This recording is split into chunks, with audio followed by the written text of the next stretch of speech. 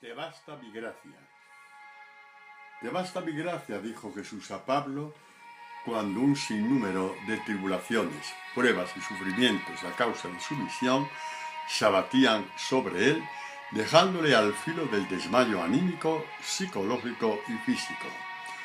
No fueran pocas las veces que el apóstol se sintió al límite de sus fuerzas, o como diría el salmista, a punto de caer. Tantas otras veces el Señor le habló, le confortó y sobre todo le levantó de sus tristezas y debilidades en los términos a los que ya hemos hecho alusión. Te basta mi gracia. Volveremos más adelante sobre esta experiencia de Pablo, de incalculable riqueza para él y también para los que vemos en su discipulado y ministerio pastoral un espejo en el que mirarnos. Decimos que es un espejo no tanto para que le imitemos tal y como es, pues el Señor Jesús es totalmente original y no forma como un maestro que es ningún discípulo igual al otro, cuanto para tener en cuenta las líneas maestras que diseñó en él en vistas a su seguimiento y pastoreo. Partimos de la confesión de su llamada a la misión recibida para anunciar el Evangelio a los gentiles y que le llevó a romper todas sus fronteras, no solo las geográficas, sino también las culturales, étnicas e incluso el sustrato más que milenario propio de su pertenencia al pueblo elegido. Ninguna frontera fue lo suficientemente inexpugnable como para frenar su ímpetu misionero. Oigamos su testimonio.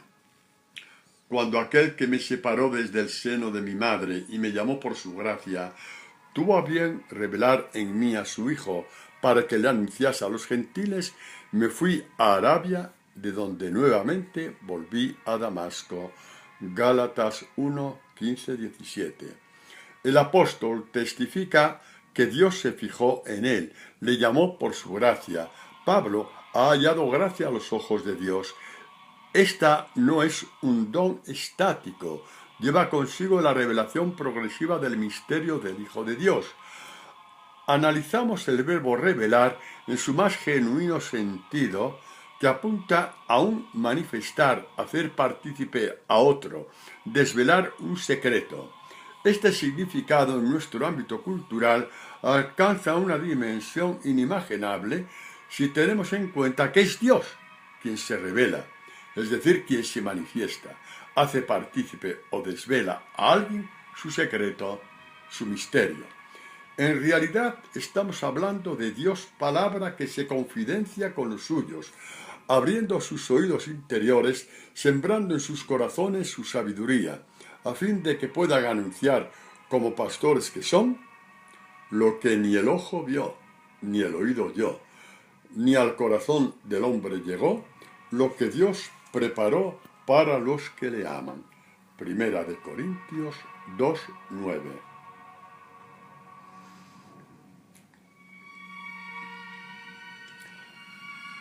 Ya hemos dicho que la gracia de Dios no es estática y que en el mismo sentido tampoco lo es su revelación, la que nos ofrece por medio de su palabra. En realidad estamos hablando del mismo hacer actuar de Dios en el hombre.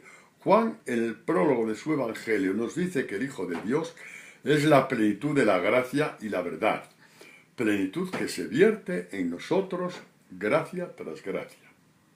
Gracia tras gracia, así es como Pablo fue creciendo como discípulo y como apóstol. Sabe que la experiencia de crecimiento en la fe y en el amor que se está operando en él por medio de la gracia es tan personalizante que es como si fuera una entidad propia que convive con él haciendo parte de su ser. Por la gracia de Dios soy lo que soy, y la gracia de Dios no ha sido estéril en mí. Primera de Corintios 15:10. Esta vivencia tan personal de Pablo no es una excepción, sino lo realmente normal en todo discípulo del Señor Jesús. Basta con hacer nuestras las exhortaciones que Pablo hace a sus ovejas a fin de que alcancen en su crecimiento la madurez de la plenitud de Jesucristo. hasta que lleguemos todos a la unidad de la fe y del conocimiento pleno del Hijo de Dios, al estado del hombre perfecto, a la madurez de la plenitud de Cristo. Efesios 4:13. La relación entre gracia y misión pastoreo en Pablo no fue en absoluto algo teórico. Nunca le dio por explicarnos las cualidades o virtudes que han de adornar la misión de un apóstol y pastor. Lo suyo fue una relación vital, a veces trágicamente existencial, y que llegó a adquirir tintes dramáticos, algo que, por otra parte, no nos tiene que extrañar en absoluto.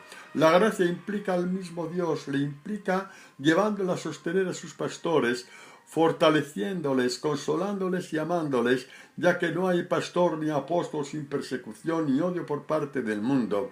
Odio y persecución que estuvieron presentes casi ininterrumpidamente en Pablo a lo largo de su vida de seguimiento.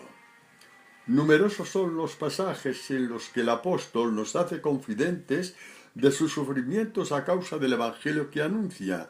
Sufrimientos, humillaciones, penalidades de todo tipo son como barreras que se interponen en su actividad misionera. Sin embargo, nuestro amigo puede con todo, evidentemente no por sí mismo, sino fortalecido por su Señor. Todo lo puedo en aquel que me conforta, dirá. Filipenses 4:13.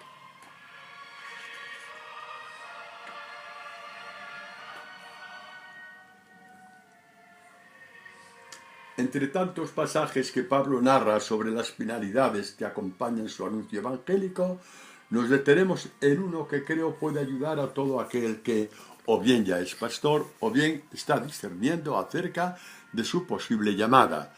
Es un pasaje que creo puede ayudar a unos y a otros. En él nos da la impresión de que el apóstol está al límite de sus fuerzas, de su resistencia. Su clamor, más bien gemidos al Señor, nos estremecen. El hombre altivo, cuando actuaba como doctor, en realidad esclavo de la ley, se nos muestra ahora extremadamente vulnerable, necesitado de fuerza y de cariño. Está como hundido, se siente abofeteado por Satanás, que es quien mueve a sus perseguidores.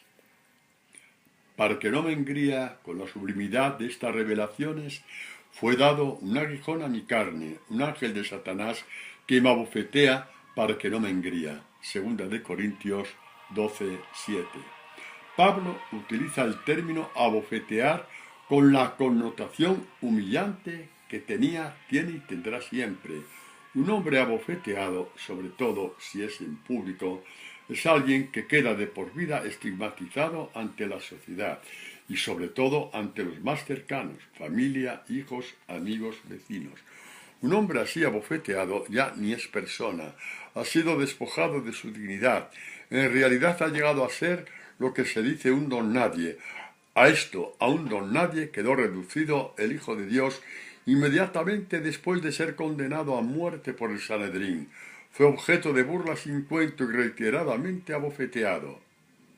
Entonces se pusieron a escupirle en la cara y a abofetearle, y otros a golpearle, diciendo: adivina, Cristo, quién es el que te ha pegado. Mateo 26, 67, 68. Así es como se siente Pablo, así es como le vemos en este su testimonio, abofeteado por unos y por otros, en público y en privado, por gentiles, por los judíos, su propio pueblo, con todo lo que esto significa y hasta, como él mismo señala, por falsos hermanos. El que lo ha sido todo en Jerusalén se ve reducido a la más absoluta indignidad como si fuera un apestado. Muchos son los que quieren apagar su voz.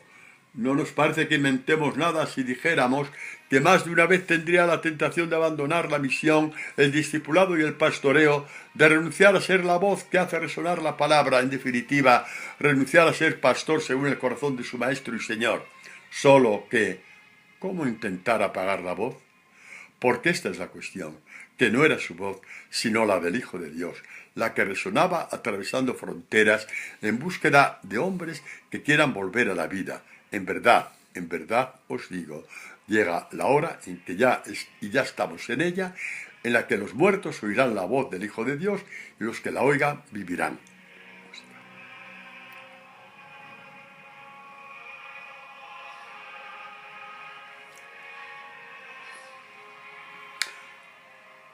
Además, en el caso más que improbable de que renunciase al anuncio del Evangelio, ¿qué haría con su corazón y su alma? Tan irresistiblemente atraídos y enamorados de Jesús, al que le amó hasta el extremo, hasta el punto de entregar su vida por él. Y no soy yo quien vive, dijo, sino que es Cristo quien vive en mí. La vida que vivo al presente en la carne, la vivo en la fe del Hijo de Dios, que me amó y se entregó a sí mismo por mí. Gálatas 2:20. Nuestro buen amigo Pablo se encuentra entre la espada y la pared.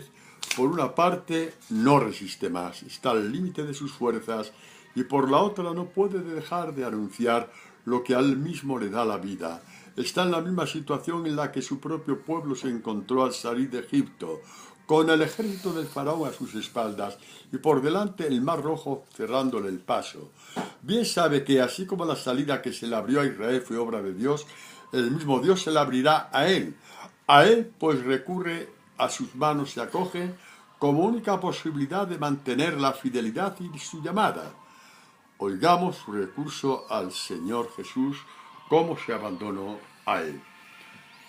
Por este motivo, por 3 veces rogué al Señor que se alejase el Satanás que le abofeteaba de mí. Pero él me dijo, mi gracia te basta, que mi fuerza se muestra perfecta en la debilidad. Por tanto, con sumo gusto, seguiré gloriándome sobre todo en mis debilidades, para que habite en mí la fuerza de Cristo. Segunda de Corintios 12, 8, 9.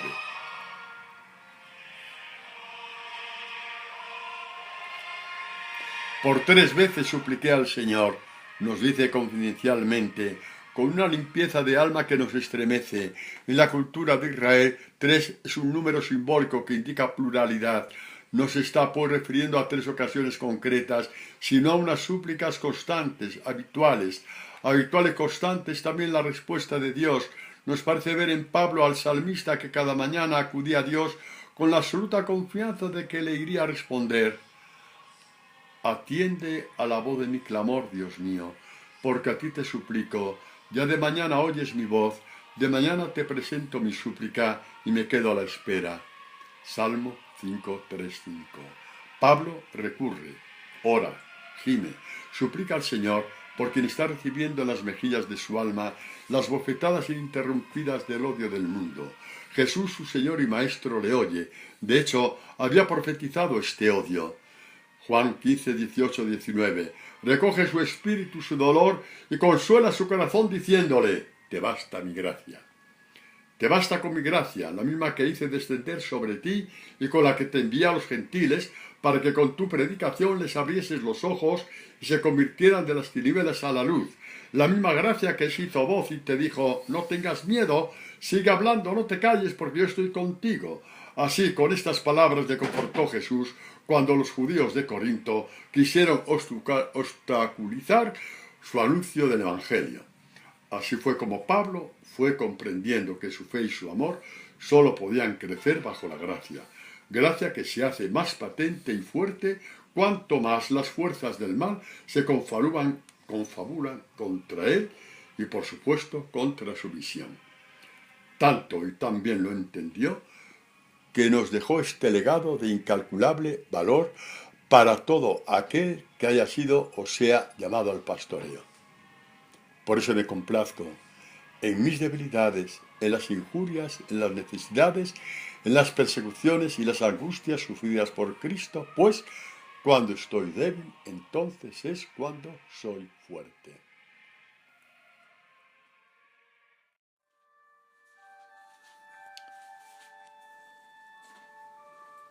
Y hasta aquí hemos escuchado las palabras del padre Antonio Pavía en la 11ª catequesis de los discípulos de Jesús y el Evangelio.